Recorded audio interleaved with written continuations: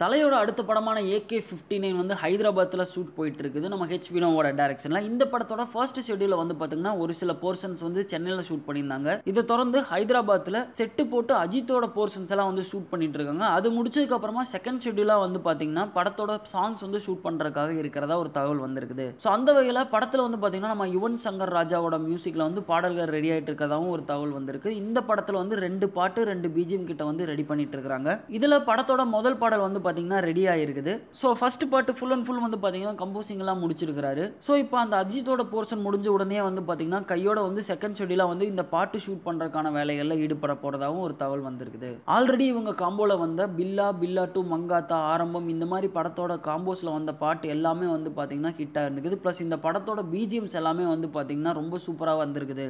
So இது தொடர்ந்து இந்த படத்துலையுமே வந்து பார்த்தீங்கன்னா அந்த அளவுக்கு பிஜிஎம் எதிர்பார்க்கலாம் அப்படிங்கிற மாதிரி தான் வந்து பேச்சுக்கள் போயிட்டு இருக்குது.